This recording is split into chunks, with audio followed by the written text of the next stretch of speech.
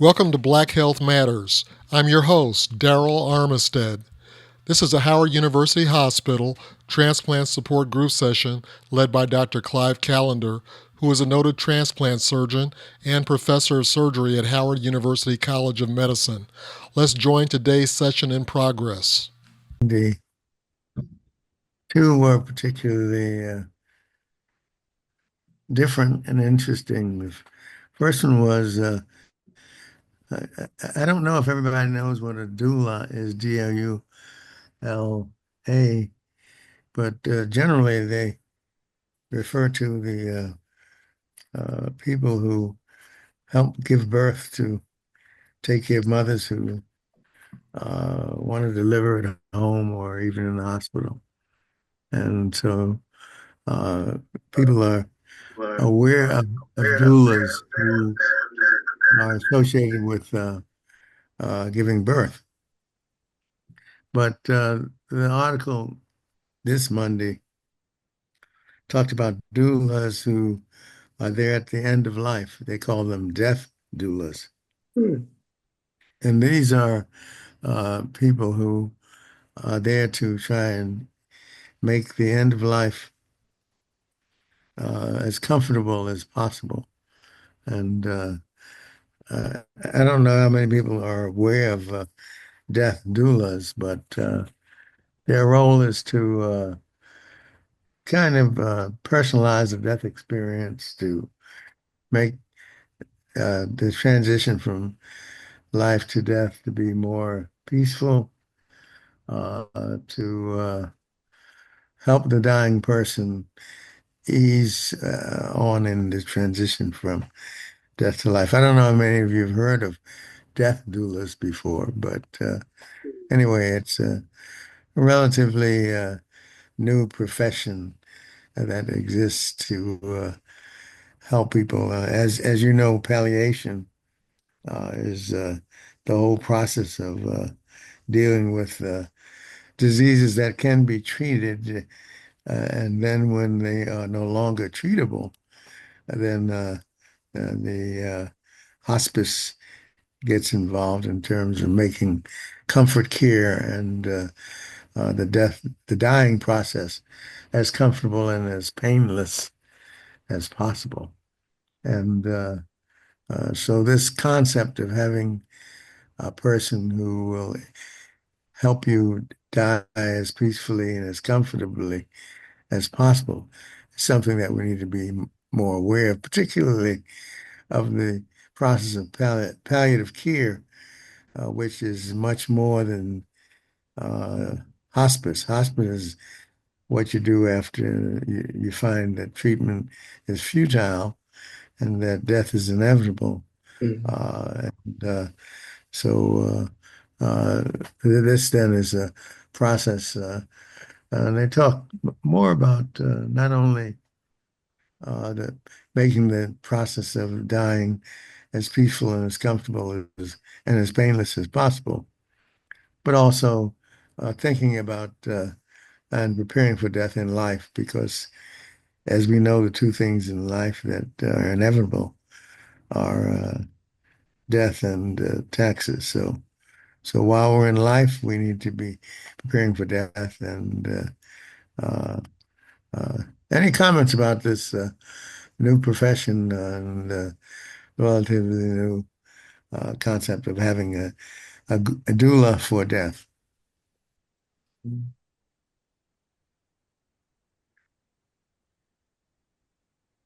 Dr. Callender, I just want to say that it's interesting that you bring that up today because 2 weeks ago on Monday I had to put down my 15-year-old dog who has been with me since she was a puppy, and I didn't expect it to feel that bad, and it was I went to the vet and the vet agreed that it was time, and they made it so personal. They actually um, put the IV in, brought her out, and wrapped her in a little blanket. And I held her while they did. I mean, I know it's a dog, but if it's your sole companion for 15 years, it's very emotional. And it was really very lovely. And the vet explained, okay, now I'm gonna give her the propofol to make her relax a little. And she didn't need it. She was already pretty relaxed. And she just went, and it was so much better than dropping her off somewhere to have it done, or that kind of thing. But it's been very emotional because she's been in my house for the last 15 years. It's just been her and me. We walk together. We go to my dad's together. We do all that stuff together. And I know it's just a dog, but I think the comfort that it brought me of being able to hold her while she passed and that kind of thing, it was pretty emotional. But I'm glad I was able to participate, and they were glad. So thanks for letting me just share that. Thanks for sharing, Carol. Yes, I was wondering on the transition, is it made better for the patient, the person that's transitioning, or for the family members? Who is it for? For the Because patient, for the patient, so how do they make the patient feel better? because they Because take away the pain, they take away the anxiety, and they make it very easy.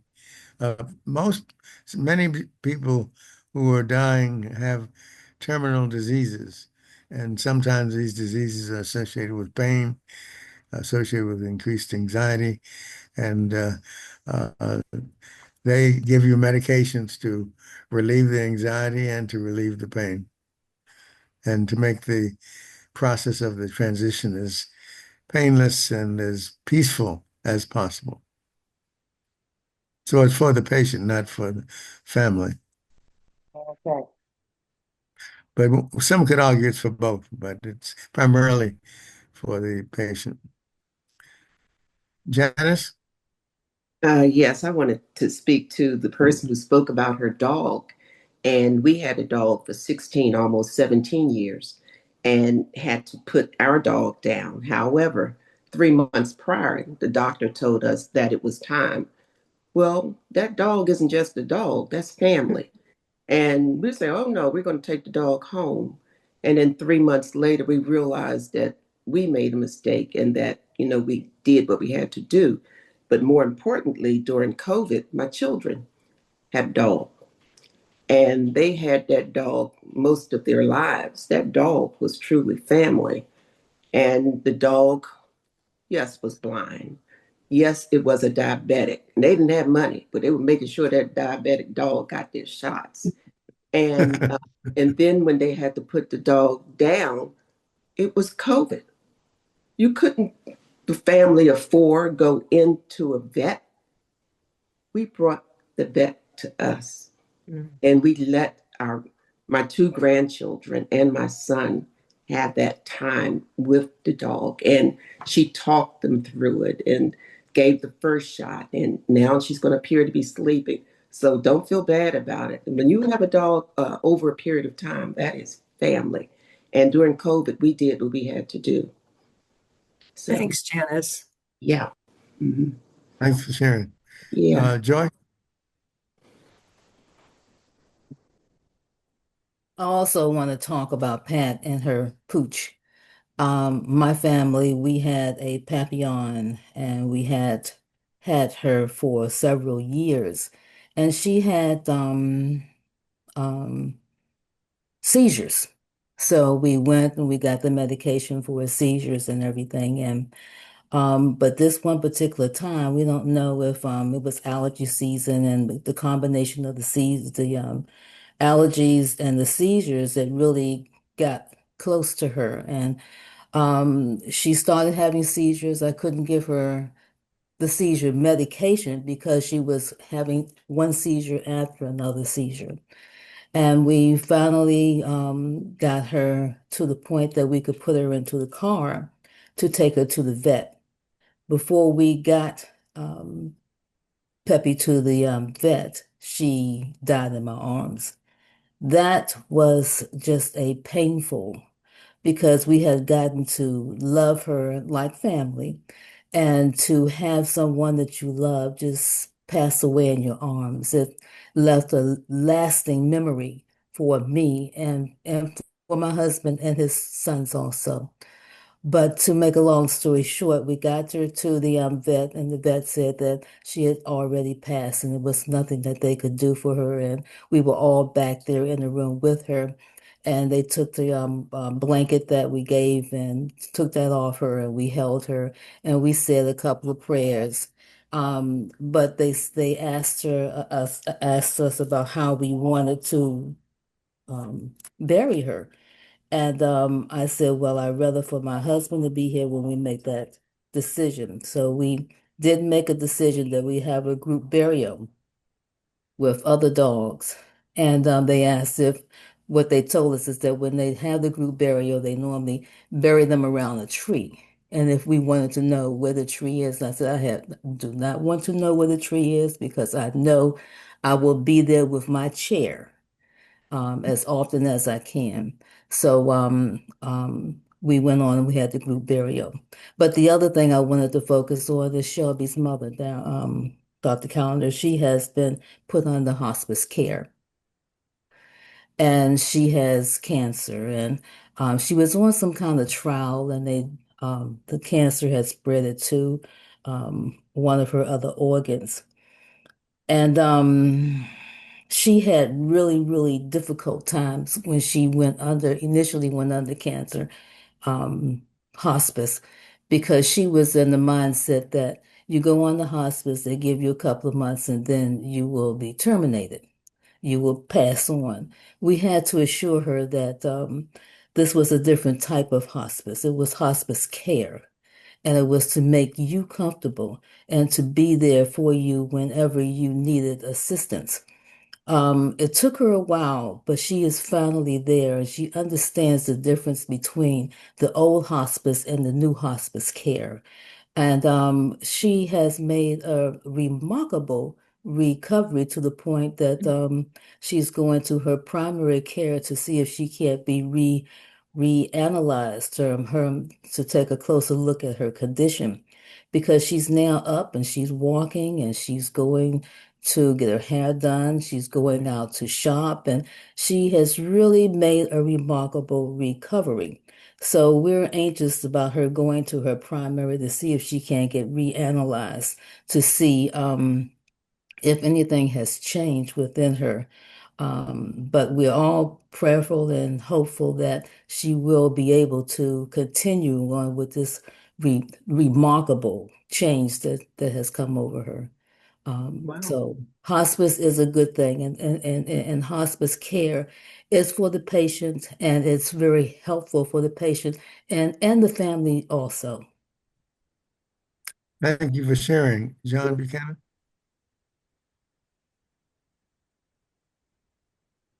Yes. Good morning, everyone. Um, yeah, so I never heard about palliative care uh, until my mom was hospitalized after her stroke and heart attack. And Kaiser sponsored it, and it was at Holy Cross Hospital. And they had a team. It wasn't one person like you were talking about, a doula, one person. It was a team, two nurses and a doctor that took care of the team and took me in and gave me support in and preparation because I guess they realized that some people have not dealt with death like this so personally before, and they did an excellent job of preparing me and for her. And I think I mentioned several times about the music therapy that helped in the recovery process or the hospice process. She left the hospital and went to rehab, and then from rehab to hospice, and then from hospice to uh, uh, end of life care. Um, uh, and I think it was a really good preparation for us. Uh, that, but like I said, I'd never heard of it before. So Well, that's my story. Thanks. thank you for sharing. Any other comments about this? The second article had to do with about how to prepare your brain as you age, and how do you optimize the cognitive aspects of your brain. And they emphasize maximizing friction. And they recommended 5 ways to improve your brain. And none of this is new to you, I'm sure. First, they talked about trying puzzles and games that are new to you and that you're not good at. Then learn something new, whether it's a new game or a workout method or play a musical instrument or do art or something. And cook a recipe, you mentioned. Then visit a friend, not texting or emailing, but visiting a friend.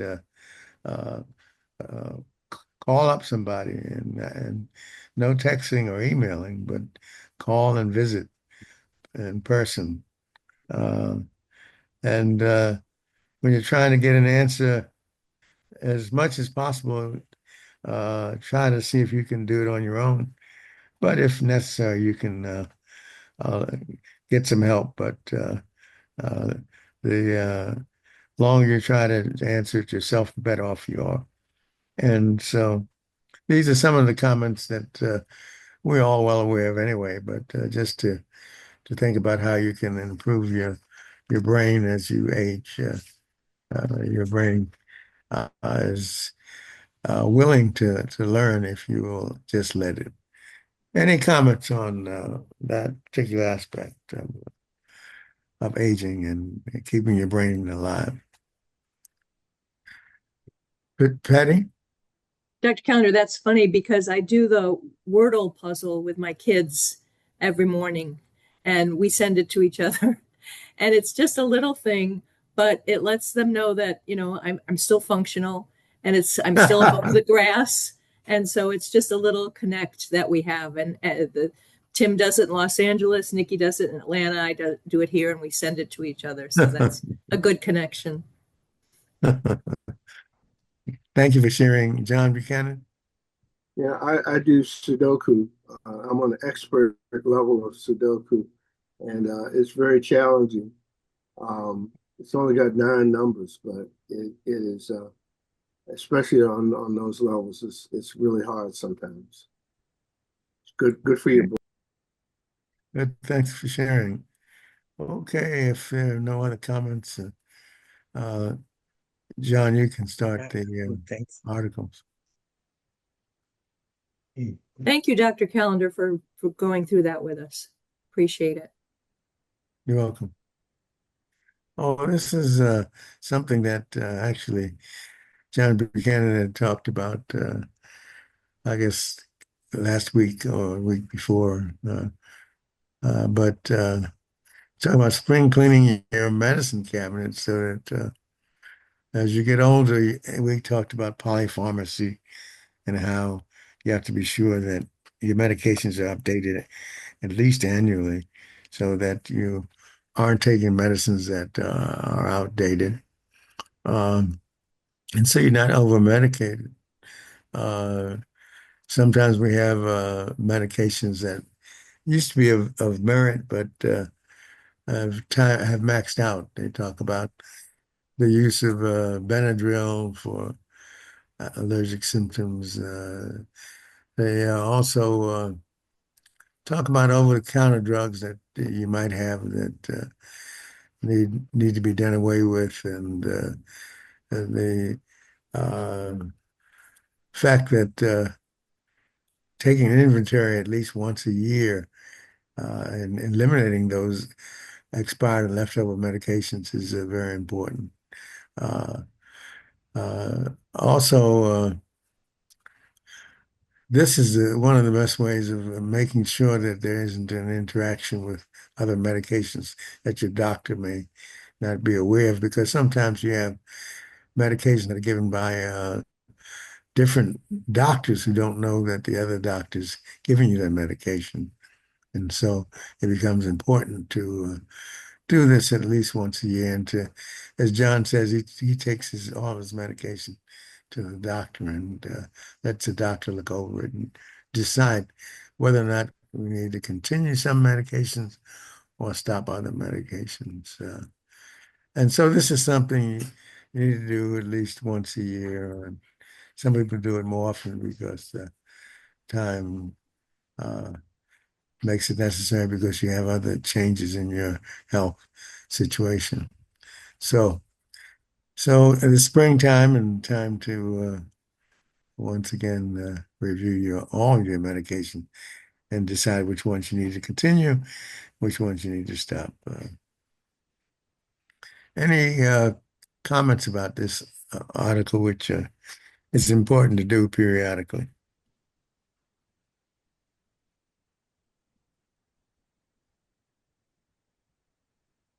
That means everybody's doing it already, so okay. Oh, Dr. Callender, one other thing is as we get older, I've done that, but actually to find the expiration date, you need a giant magnifying glass.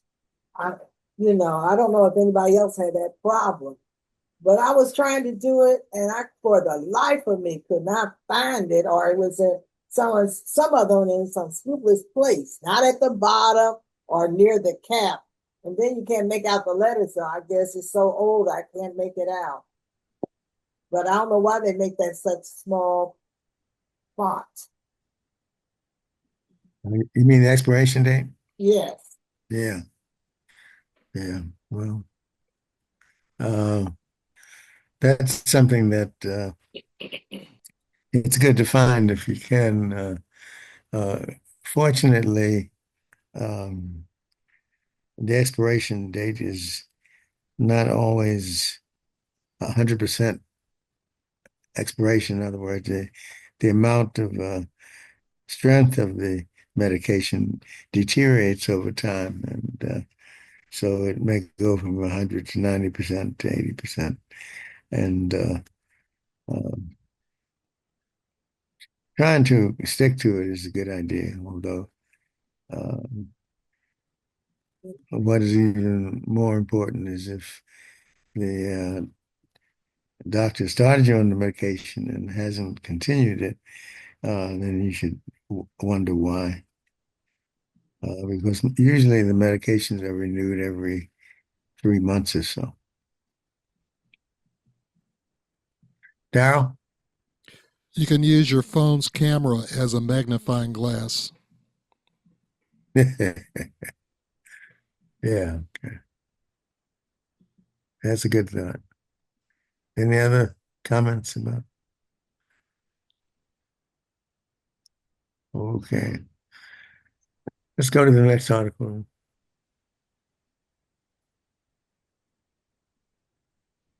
This is an article that fits right into that. Because what do you do with your medications after you have after they have expired? How do you dispose of them? And this is something that you can do. You can either take it to the pharmacy. You can take it back to the pharmacy of medications. Uh, I remember at one point we were some people who stopped taking some of the immunosuppressive medications would give them to patients who needed them. But this is for the most part for medication that you no longer need, but realize that others may need them. You can take them to the pharmacy or take them to your doctor's office. And there's a uh, John Buchanan. Yes, some people, when the medicine gets expired, just dump it in the toilet. But that means fish in the ocean are taking those medications. So when you take them back to the pharmacists or like in this one, there's a link up here, www.dea.gov, Take Back Day. If you click on that, they'll tell you where to bring the medication so it doesn't go into the Potomac River. And this picture here on the screen that shows the disposal method. That's not at someone's home. That's at the laboratory where they destroy the potency of those drugs and not dump them into the river. Thanks. Thank you for sharing, Darryl, and then Janice. Yeah, it's not just the fish, but medications go into the wastewater treatment plants. They're not designed to remove the medications. And so the medications also contaminate the drinking water supply for people. So it's not just fish. Janice, thank you for sharing, Janice. Yes, when my husband passed, of course, he was a transplant patient, but he had other illnesses, and Carol might be familiar. He had tons of medication. We had boxes, change one, go to another. And I tried the pharmacy, the drugstore, and they wouldn't take it. And a few months later, they advertised, I don't know the proper name of it, um, old prescription drop off. And I live in Bowie, and you go to the Bowie police station, and it was lines of people, and they have containers. You don't get out the car, just drop it in. And it made it so easy.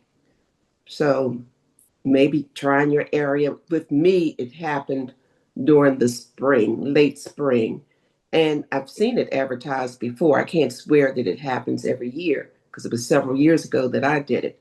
But it did happen, after I was able to use the service. And it was a service. I didn't want to just throw it in the trash and have someone get it or flush it.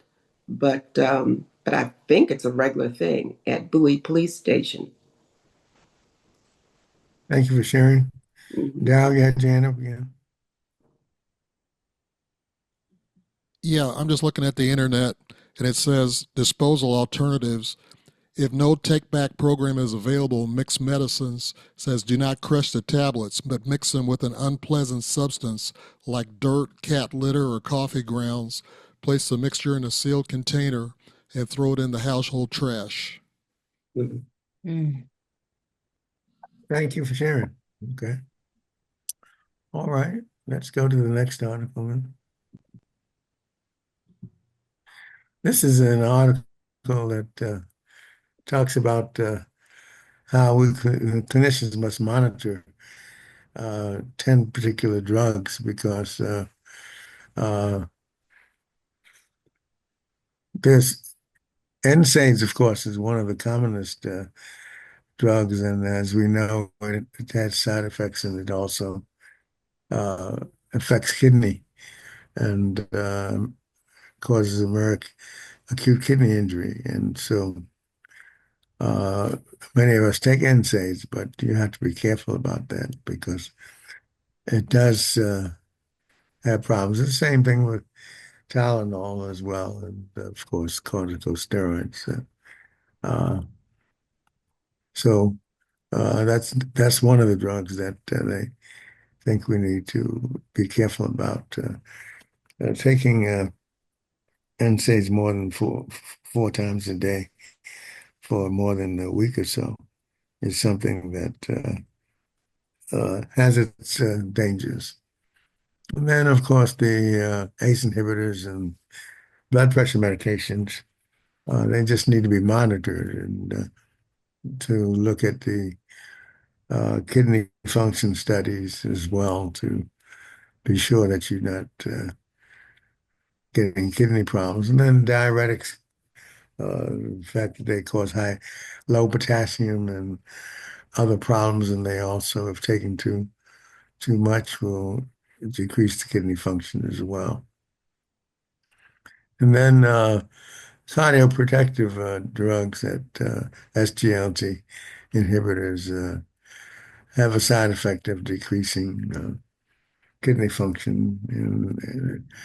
And then the PPIs also have a uh, side effect of that, although most of the recent studies have suggested that long-term PPI exposure does not affect anything other than the kidney. And then metformin, which is used for diabetics, uh, can increase the risk of liver failure and dehydration if not managed carefully. Wonderful drug, but just has to be monitored. Uh, Bactrim treatment for kidney infection and other infections and pneumocystis uh, has a side effect of hyperkalemia if it's not managed carefully. So you need to, just as with diuretics, when you're taking Bactrim, you need to look at your potassium. Allopurinol is a drug that works, but it also is associated with hypersensitivity syndrome, which I had one patient who it was fatal. Uh, it's not common, but it's something that can occur and can affect the kidneys as well. And then a drug that is good for viral infection, acyclovir and valganciclovir, are medications that have to be adjusted for kidney function. And then lithium, which is now used more for mental illness, schizophrenia, and other things, uh, can be toxic to the kidneys as well. So we've got a number of drugs that just need to be properly monitored. They have their side effects, but when they're properly monitored and the kidney function is tested on a periodic basis, uh, I think the drugs can be safely used. But they should not be used without monitoring. And that's what this article is all about, saying that taking these medications, be sure that tests are done to make sure that they are used safely.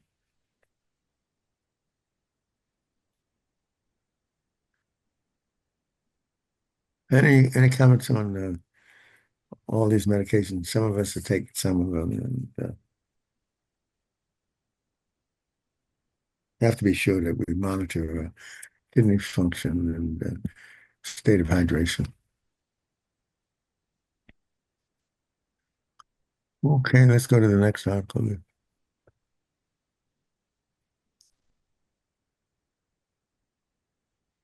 This is a rotavirus that is a life-threatening virus that causes vomiting and diarrhea, and just like RSV, is a threat for younger babies and children. And so with little children, uh, vomiting and diarrhea uh, is a serious problem because dehydration can be lethal. And the rotavirus, along with RSV, affects children differently. And since we're not always getting the vaccinations that we should, this is a virus that of a vaccine that has been improved, but is not always used.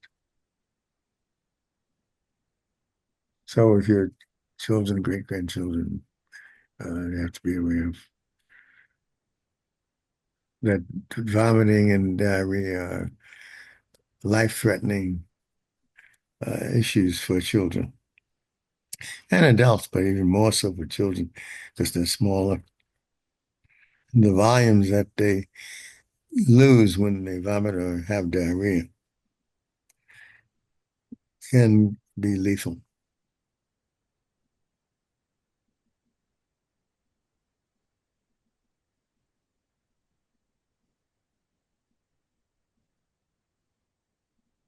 One of the things when you have people who have these episodes is that the hand washing and and cleaning surfaces becomes very important.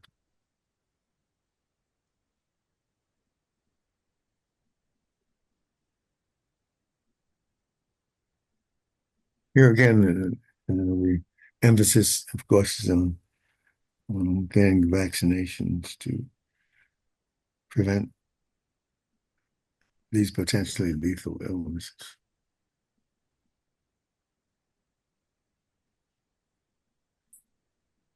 So when your children and grandchildren don't know where to turn, it's up to us to uh, help straighten them out. John Buchanan. Yes, I was wondering, uh, it's more than one shot or treatment for vaccination, right? For rotavirus. Well, they just recommend one vaccination. I thought I saw it was three or something. I don't know. Maybe I read that wrong.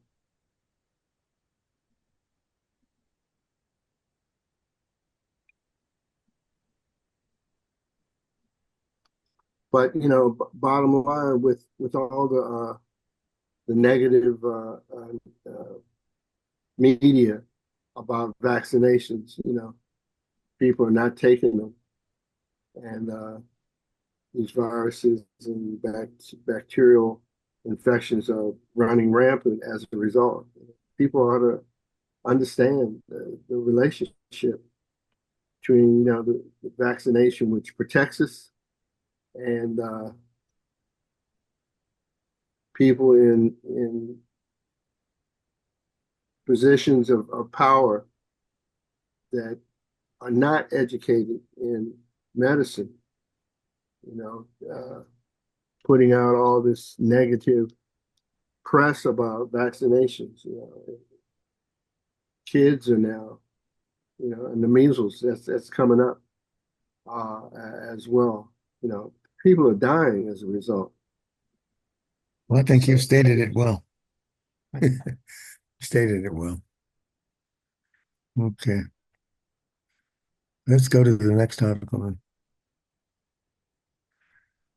Good old vitamin D, which is a good vitamin that for bone and mental health, but it's a vitamin for which you can be tested to see if you have a normal vitamin D level, and if you don't, I think it's a vitamin that you need to have.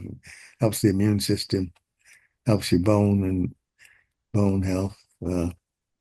It's probably a vitamin that everyone should take if they do not have a normal vitamin D level.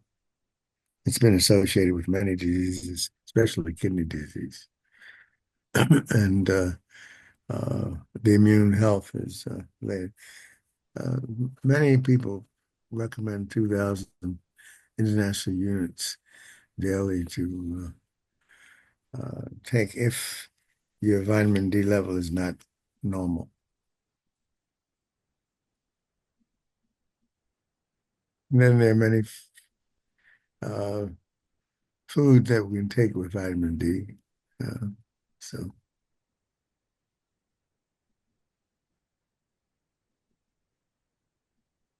yes, you can take too many vitamins, but vitamin D is one of the vitamins that you ought to be part of your arsenal. Any other comments about vitamin D and its role that it plays?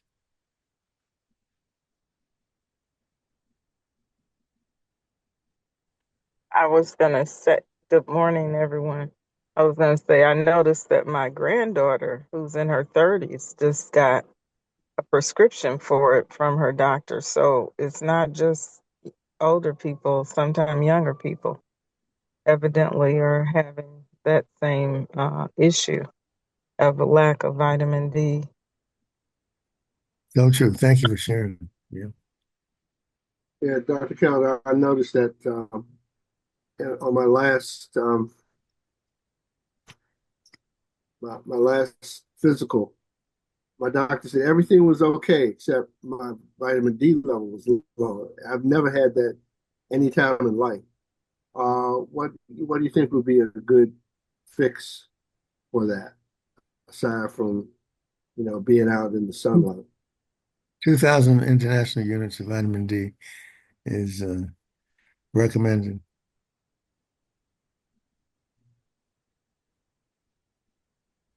I mean, should I get it like from the drugstore? Well, did your doctor not recommend it? Well, he said it was low. He didn't recommend treatment for it. Oh, well, Mhm. well, you can get that from any drugstore. I pick it up in every other month or so, and I take vitamin D 2,000 international units. You can pick it up at any drugstore under the vitamin section. You can Uh, get it in Okay. the supermarket these days. yes, of Yeah. course, giant, any of them. Yeah, that's right. Yeah, but All right. 2,000 Thank you. international units is the usual recommendation for vitamin D. Thank you. Darryl, Yeah, go outside, get in the sunlight, and that helps as well. Absolutely. yeah, Good this sunlight. is We're in the period now where the sun is out, so yeah, that this helps is as off well. the this is off the internet. It says for most people, 10 to 30 minutes of midday sunlight from 10 a.m. to 3 p.m. several times a week or even daily is sufficient to produce adequate vitamin D. Exposing arms and legs without sunscreen. Lighter skin requires less time, while darker skin may need 3 to 6 times more exposure. One of the benefits of walking a dog. Yeah. See, have you replaced your dog yet? No, it's going to take some time, Dr. Callender. Janice? Uh, yes, we've discussed this before, vitamin D levels. And I said I've had a problem with low vitamin D for years. I think the range is 30 to 100. And I was at 20 for years. Mm. And the doctor was concerned. But every day I take Citrical D plus 1,000 unit of vitamin D. And finally, I'm at 33, which isn't high, but we agreed that that's my normal. But he is tracking it, he checks it on a regular basis. Thank you. Thank you for sharing, Janice. Okay. Let's go to the next article.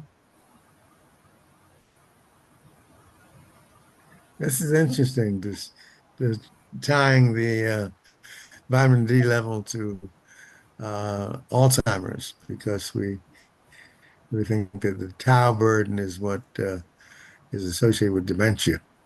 And having a normal vitamin D level is thought. This is one of the articles that suggests that they may be related, and that if you have a low vitamin D level, that this may result in more tau, which is associated with dementias.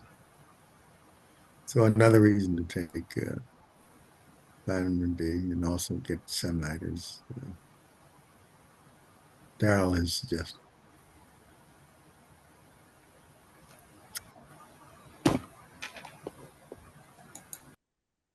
It's interesting that we're getting closer and closer to getting to the point where we have treatment for uh, dementias. Uh, we're not all the way there yet, but we're getting very close. So uh, it does make sense when we have a treatment for dementias to make an early diagnosis of it. When you have no treatment, it makes you wonder if it's valuable, but we're getting closer to that point. I did talk with our geriatrician who is very excited about the prospects of therapeutic treatments that will actually uh, slow down the process of the dementias. Hmm. Okay, let's go to the next article.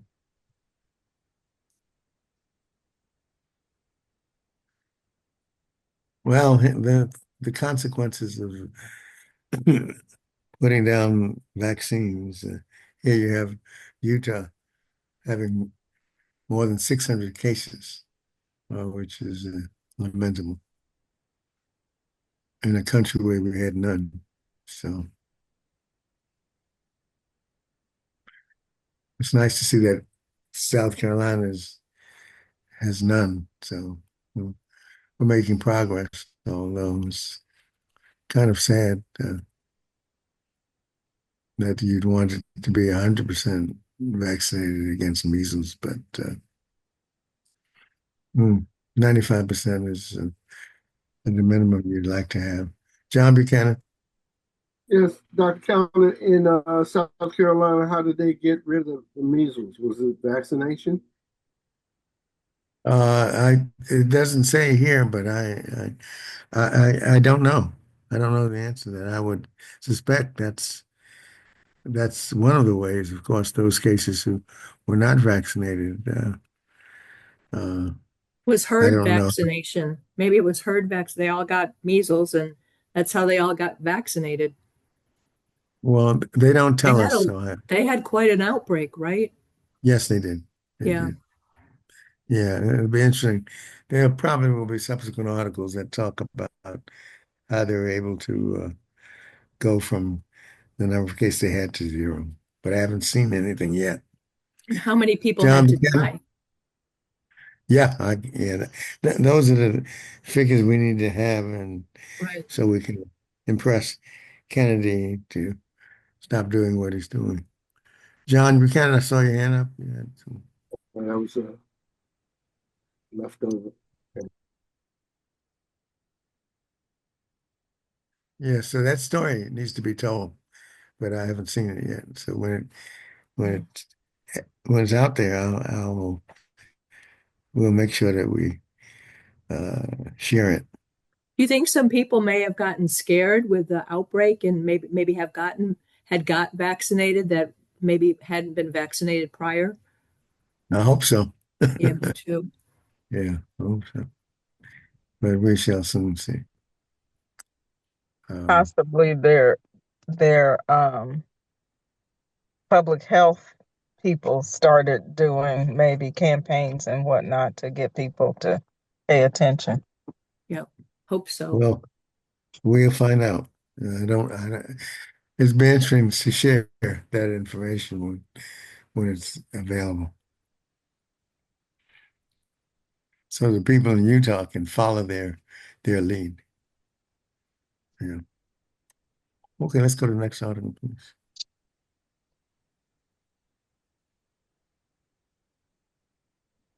Oh yeah, this is a problem we've talked about now for a couple of years now. The forever chemicals, which are everywhere. You see 9,000 synthetic compounds associated with cookware packaging and coatings uh, are everywhere and are now linked to reproductive health risks and pregnancy complications. Uh, Probably more than that, but anyway, we are now beginning to find ways to address it, but we have not really made a lot of progress in this.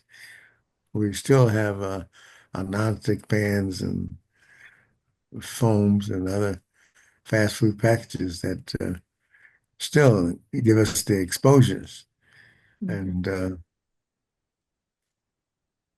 the question is to how do we get rid of these forever chemicals? And so far, we have not gotten a good way.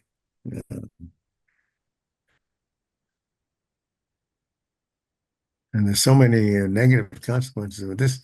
This, I think, is just touching the uh, tip of the iceberg in terms of its Mhm. potential negative effects. Uh, but Darryl?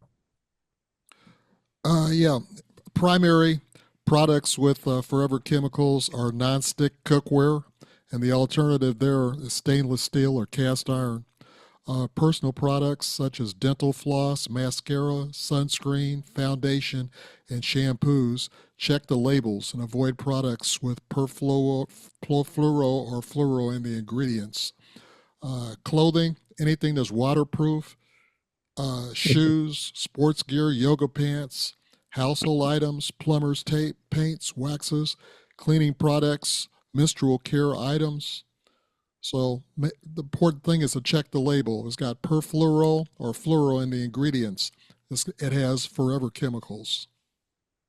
Right. Actually, my thinking is that we now have everyone in the world just about contaminated, and so we have to find additional ways of eliminating them because they're everywhere. Mhm. And uh, it is kind of late, but better late than never to try to find ways to uh, eliminate these forever chemicals, which are already uh, present in 97% of the people who are here. Because when they first came out with those products, everybody was using them, and now we find that all those things that made it easier for us was actually also poisoning us. So what we need now are ways of trying to uh, eliminate these forever chemicals from our bodies. Uh, I'm of the opinion that it's kind of late to be talking about uh, how to avoid them because they're already in us. The question is, how do we eliminate? We need to do more research and work and trying to find if there are ways to eliminate. We had some interesting presentations, I guess, a couple of weeks ago that talked about uh, beginning the process, but we got a long way to go. Any other comments on how to get rid of these products which we've uh, talked about so greatly and convinced everybody to use these products? And now we find that these products are toxic to us. So how do we get rid of them is a question that we need to spend more time researching and understanding. Any other comments?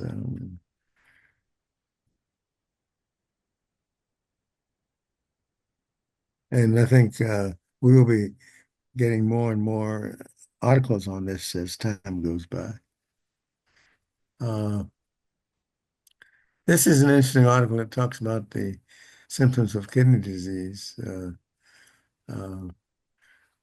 Sometimes it starts with no symptoms and then easy fatigability, restlessness, uh, sometimes pain and dizziness and other symptoms seem to occur more common in women and but men also have them as well.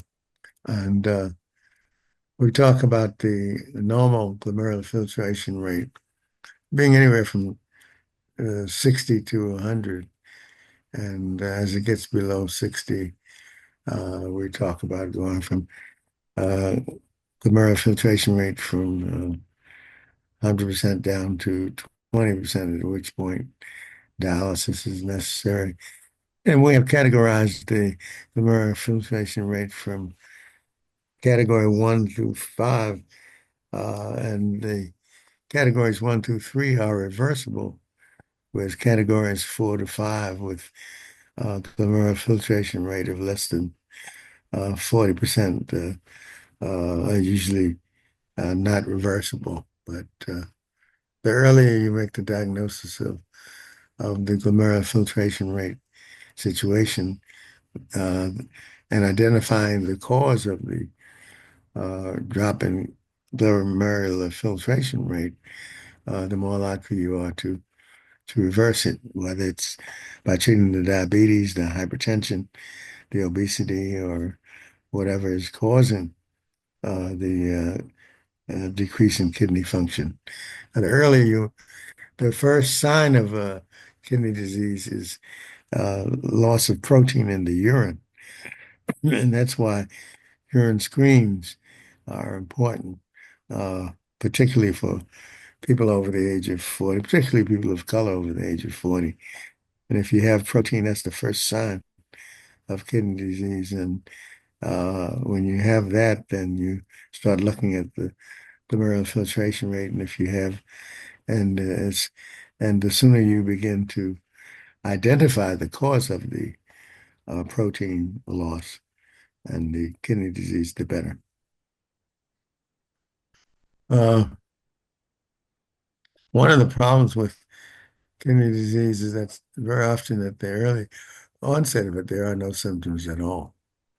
And so, like hypertension, uh, it can be asymptomatic. And when it becomes symptomatic, then sometimes the creatinine clearance is something that one of the problems is, for example, if your creatinine clearance is better than 50, you're not going to have any signs or symptoms of kidney disease. It's only when your creatinine clearance gets probably below 50 that you start having signs and symptoms of kidney disease.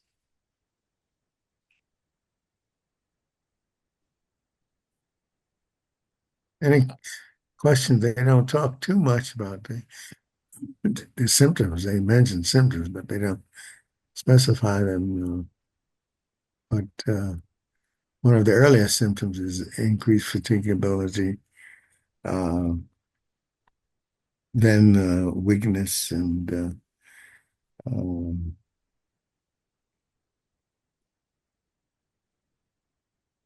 occasionally back pain, but that's a later sign. But the earliest sign would probably be proteinuria, having urine and protein in the urine, and then of course increased fatigability would be among the earliest signs of kidney disease. Then of course the later signs of swelling and swelling of the fingers and the hands and the eyes and other areas, the edema that occurs is also a sign. Any comments about this problem with chronic kidney disease, which is one of the commonest diseases associated with hypertension and diabetes, which we have 3 to 4 times as common in people of color than other people.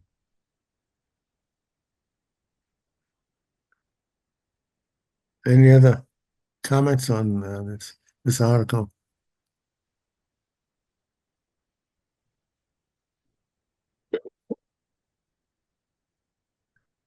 I don't see any. Oh, Patty, where did you have something to say? You're on mute. No, I'm fine, Dr. Callender. Thank you. Just a cough. Oh, okay. All right. Okay. Let's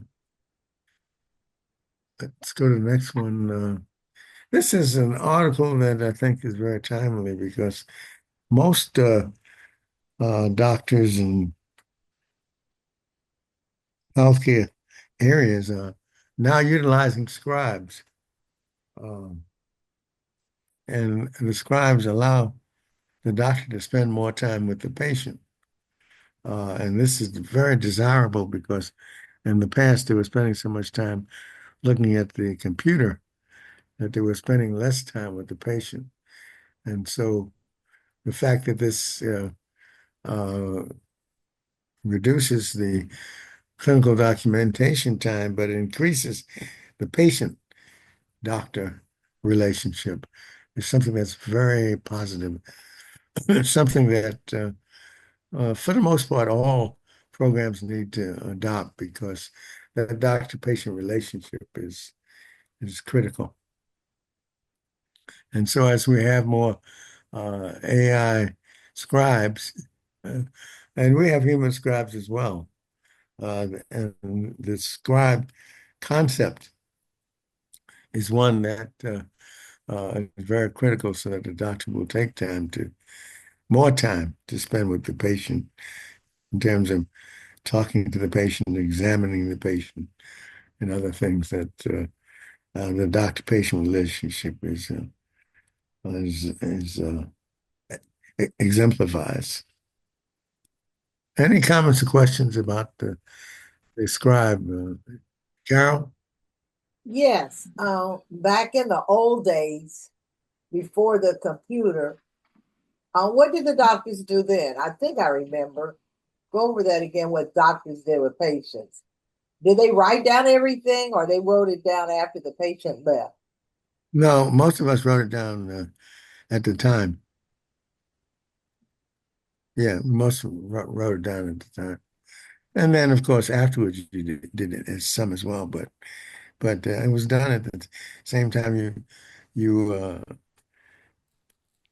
interacted with the patient.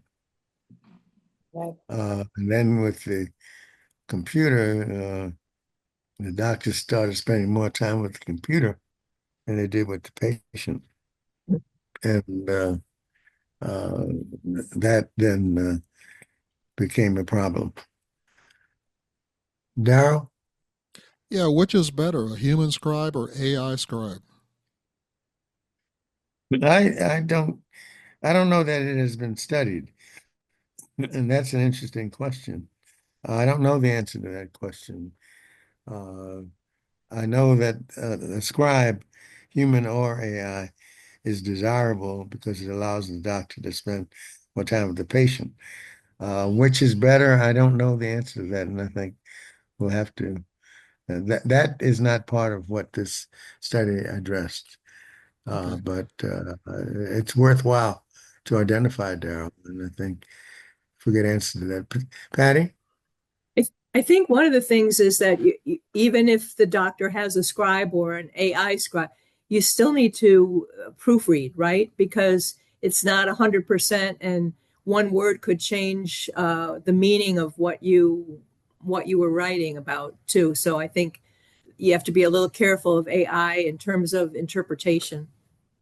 That's an excellent point, and I think that's something that we are now aware of that the AI has its own biases built into it that we have to try to uh, mitigate against. Uh, and your point is well taken. The bottom line is that the doctor has to review it and make sure that it's reflective of what actually took place. Yeah. Catherine? I was going to say when my daughter was an RN, she worked for the doctor as his nurse and she was his scribe. A lot of times she would do her notes from the visit, because she would be in with the doctor, but he would always review whatever she had written and make changes because she was the nurse, not the doctor. So now that she's a provider, I mean, it takes her hours after work to finish her notes, Yeah. even though she had all that experience working with the doctor. So Thank it's a time consuming thing. I don't think they've moved to AI yet. you. Thank you for sharing, Catherine. Darryl? Yeah, my doctor has a human scribe, and I always read the visit summary, because I'm hoping that everything that the scribe did, it shows up in the patient summary. So I'm reading that to, to make sure it's consistent with my visit. Thank you for sharing. Okay. All right. Um, let's go to the next article then. Catherine, did you want to add something? Or your hand's still up? No, I Okay. All right. This is an interesting article that says that the Alzheimer's test that we do is not as accurate with women. and that it often may miss because it's aimed at men. It may miss uh, women's cognitive declines, which means that we need to redo those communication endeavors. Because if you have a screening test that misses women's issues, then it's not a good screening test. Since we have more women who go to the doctor than men, we need to revise this test since we now are aware that it's not as effective a screener in women as it is in men, then we need to redo that because we can't continue that. You know, 2/3 of the patients with Alzheimer's are women, so we got a ways to go, uh, and to admit that is to recognize that we need to revise the screening process. You know, Dr. Callender, one thing I might want to add here, because this is kind of relevant. Uh, when I spent Christmas with my kids last December, they gave me a lot of grief. They said I was repeating myself. Didn't I hear them say that? You know, they gave me a lot of crap, really, and I was very offended by it. But I came home and I had a hearing test, and now I wear hearing aids and has made a difference. And I also I went to a neurologist and I had an MRI, and I was scared to death to get the results, but I did it, and that was fine. So now I can at least relax a little and say, you know, I'm just getting older. I had all the tests and I'll be okay, because my mom had Alzheimer's. So I think they were afraid I was heading in that direction. But hearing loss is a big contributor to dementia, and that's been pretty well known now. So I would recommend that for anybody. I didn't think I had a hearing loss, but when I got it, when I got the results, I was kind of flabbergasted that yes, I did indeed. So anyway, just sharing that. Thank you for sharing. Thank you for sharing. Um, okay, any other comments? If not, we'll move to the next article.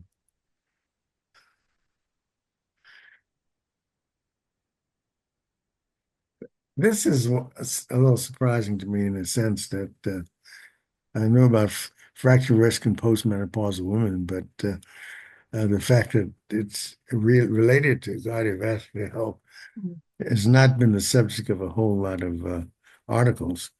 They talk more about the osteoporosis and bone density tests and all that stuff, but didn't really identify that the cardiovascular risk had much to do with the uh, fracture rate. And so the management of the cardiovascular complications is as important as is getting the bone density test. So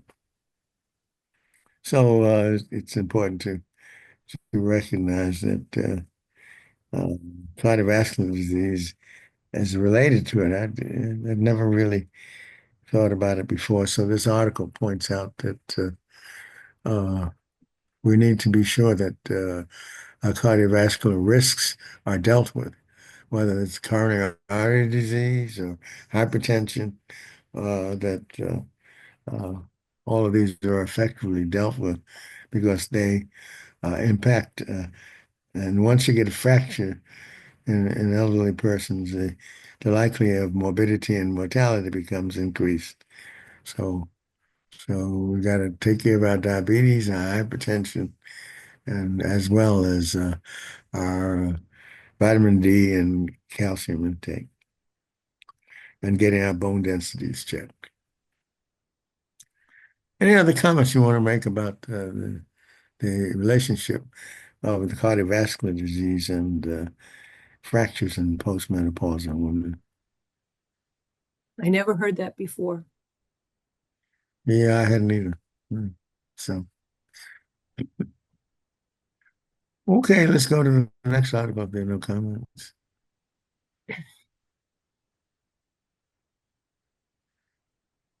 Well, this is interesting about dialysis diet because this, along with another article that follows, bring up some interesting aspects of what goes on with patients who have kidney disease and uh, how they manage the fluid, the salt, the potassium, the phosphorus, the magnesium.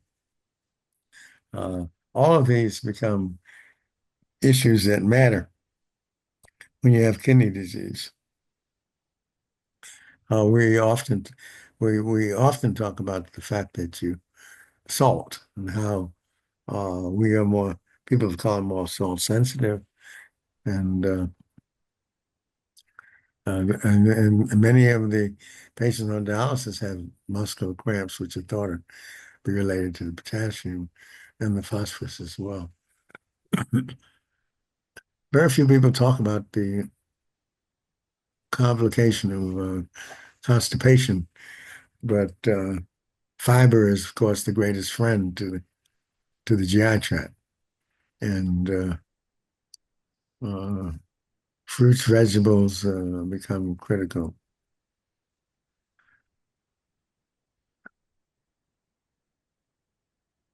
Protein is essential, but I think the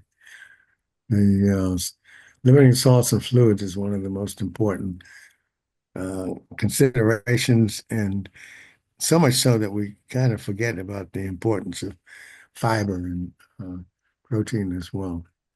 And we talk about the potassium in bananas and orange juice and those kind of things with not uh, properly focusing on the effect of salt and fluid intake. And so nutrition education becomes a very critical aspect of uh, kidney disease and the diet that the renal patients have uh, really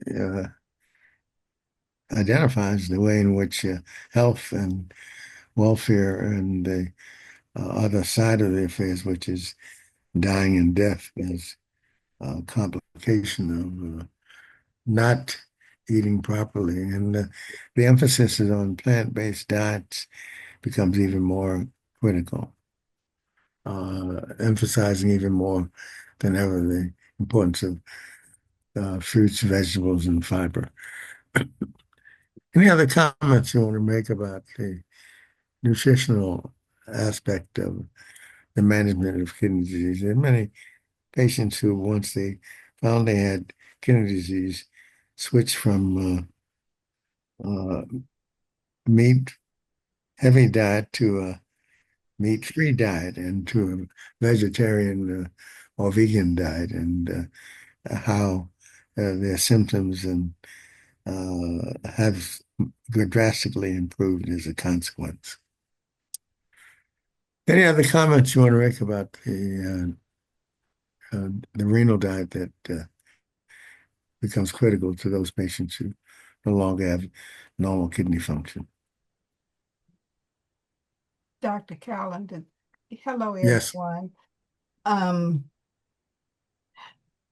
this you are you saying that this is what you should do once you are on dialysis or you're in that, or just leading up to you maybe getting sick enough to be on dialysis?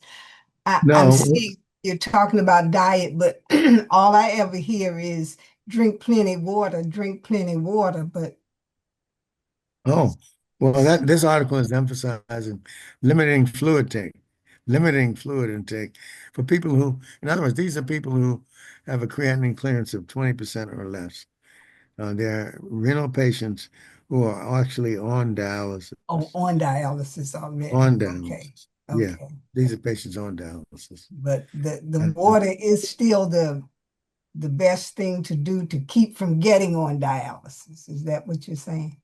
well, I wasn't saying anything about keep them from getting on dialysis. No, I'm It's the food asking, segment. is water the better option to keep from getting on dialysis, drinking plenty water? Yeah, I think it's good advice to stay hydrated. Okay. Yes. Yeah, the answer to that question is yes. Yeah, drink the water. And then when you get to the point where your kidneys no longer functioning, then you have to limit the water and the salt and other aspects. But this conversation is all about those patients who are on dialysis, right? And so therefore they have to limit their fluid intake and their salt intake. Sometimes the limit is 1,000 cc's for 24 hours, and the salt intake is maybe less than a gram a day. So those are some of the limitations of salt, and then of course limitation on potassium and magnesium and phosphorus as well. But those are limited to the patients who already have a creatinine clearance of less than 20% and they're on dialysis. And so the concern about the fiber and changing to a plant-based diet is helpful.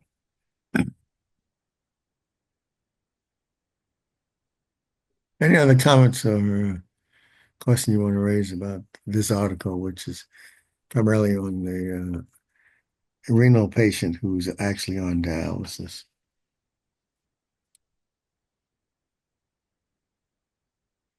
Let's go to the next article.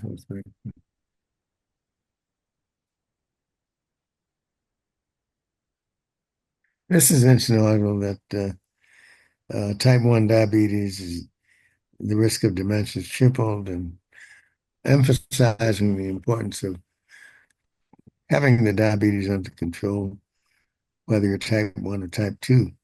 If you're type 1, the dementia is tripled. If you're type 2, it's doubled. But proper control of keeping the hemoglobin A1C in the range of less than 7 becomes important to manage, just as hearing loss and hearing aids help with decreasing dementia. Even so, stabilizing and keeping your hemoglobin A1C under 7 would also decrease the risk of dementia. And these studies have been among thousands of patients, so it's impressive that keeping the diabetes under control is critical.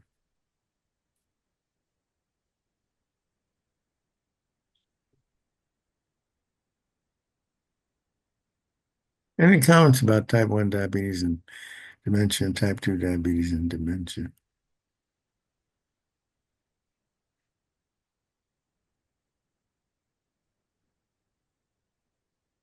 Okay, let's go to the next article, please.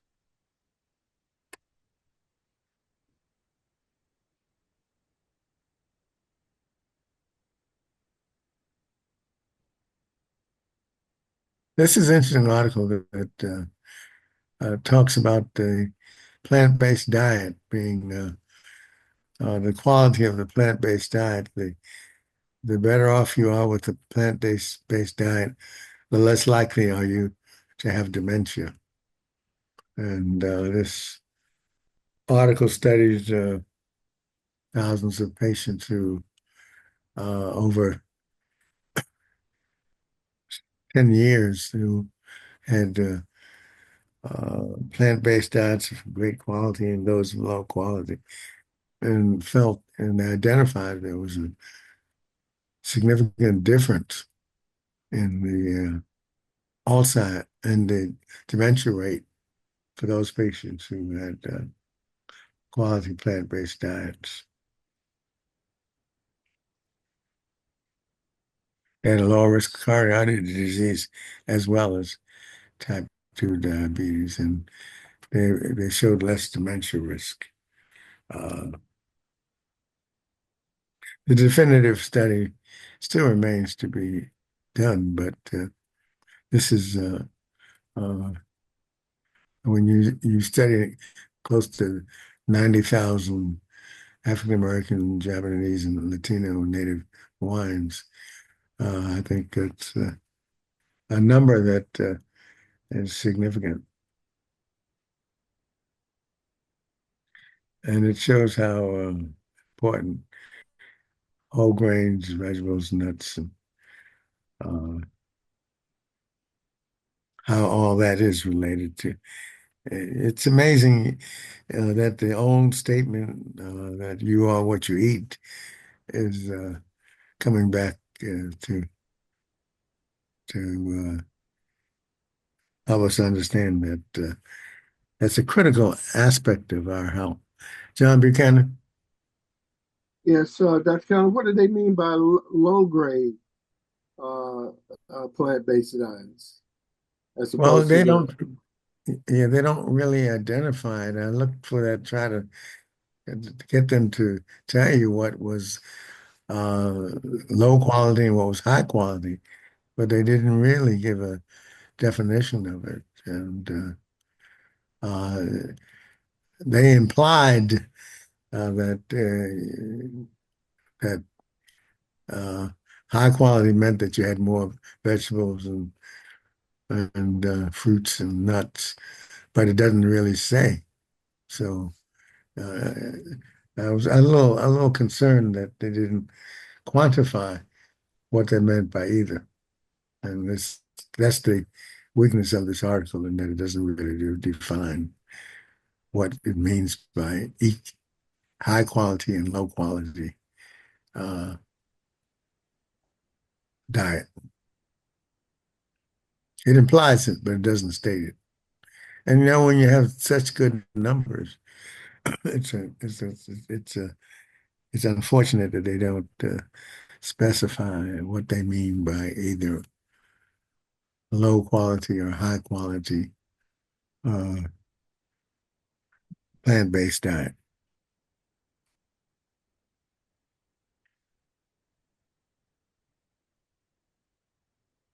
Any other comments or questions about this article? I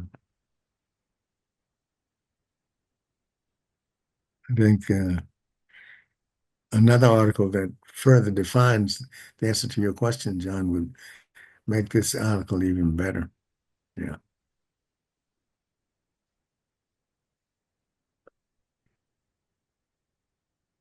Go on to the next article then. It's interesting that whether you're mentally active or passive sitting at the computer and just looking at the social media, or you're really working at the computer, does make a difference in terms of dementia risk. The saying, if you're just doing social media and watching television, those kind of things, your dementia risk is higher than if you're actually working on your computer. And this difference, according to this study, uh, if you were really working, then you had a lower dementia rate than that person who was just on social media or just watching television. Uh, Again, this is got a lot of nice numbers, but um, the fact that it's not in the United States is something that doesn't help us with our population.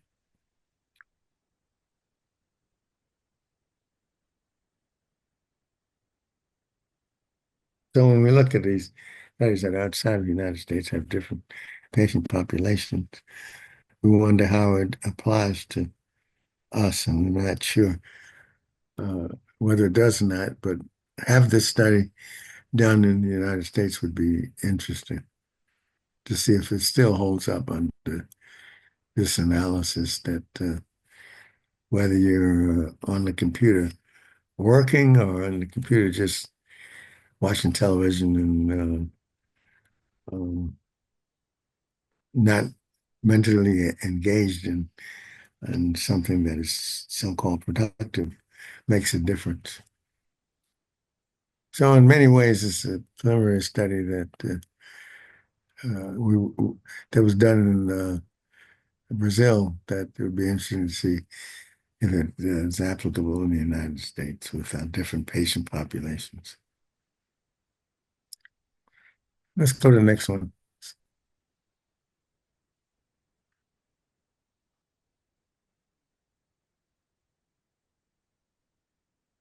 This is an article that was shocking to me that we use a product called erythropoietin because the kidney with kidney disease no longer makes erythropoietin, which increases the hemoglobin and blood count, and you get anemia. And so erythropoietin is a drug that we use to increase the hemoglobin level of patients who are on dialysis. And this article now says that this erythropoietin that we give for that purpose may be causing kidney cancer in our dialysis patients. And they have data that supports that conclusion. And it's kind of frightening in the sense that almost all patients who are on dialysis who are anemic are given this drug.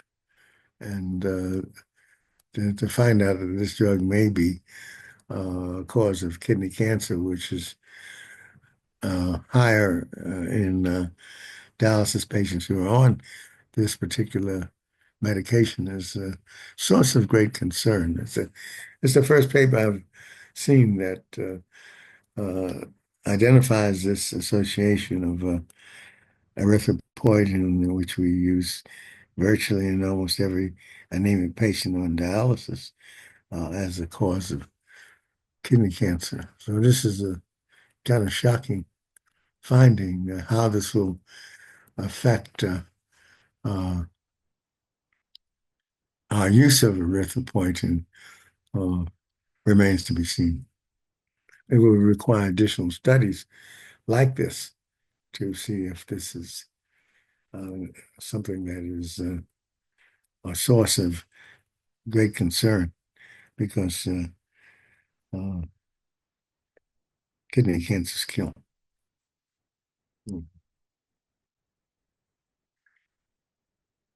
Okay, any comments about this article, which is the first of its type? So,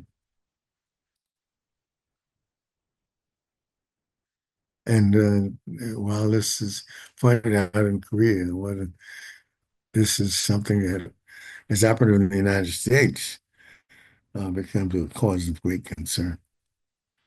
So there have to be additional studies done to find out whether this is true in the U.S. or not.